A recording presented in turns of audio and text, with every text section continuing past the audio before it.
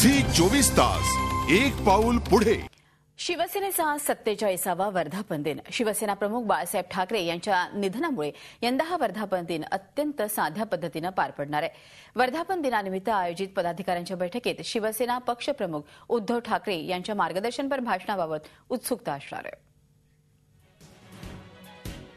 शिवसेनेचा 47वा वर्धापन दिनाचा कार्यक्रम आज माटुंगा इथल्या षण्मुखानंद सभागृहात पार पडणार आहे। शिवसेना प्रमुख बाळासाहेब ठाकरे यांच्या निधनामुळे यावर्षी मनोरंजनाचा कोणताही कार्यक्रम होणार नाही। मात्र पक्षप्रमुख उद्धव ठाकरे यावेळी पदाधिकाऱ्यांना मार्गदर्शन करणार आहेत। आगामी लोकसभा आणि विधानसभा निवडणुकीच्या पार्श्वभूमीवर उद्धव ठाकरे यांच्या भाषणाकडे पक्षाच्या कार्यकर्त्यांसह राजकीय जाणकारांचं लक्ष असणार आहे।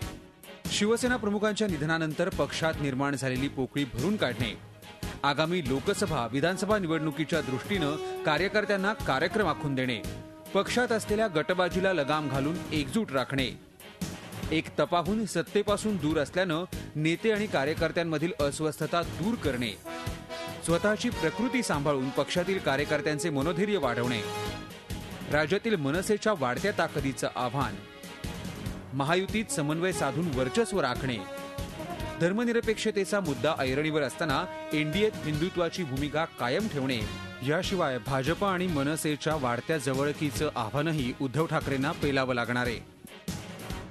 गेल्या 2 विधानसभा निवडणुका उद्धव ठाकरेंच्या नेतृत्वात लढलेल्या असल्या तरी बाळासाहेबांचं नैतिक बळ त्यांच्या पाठीशी होतं। मात्र आता बाळासाहेब हयात नसताना पहिल्यांदाच उद्धव यांना पक्षप्रमुख म्हणून आगामी निवडणुकांना सामोरं जायचंय। त्यामुळे स्वाभाविक सर्व जबाबदारी उद्धव यांच्यावर आहे।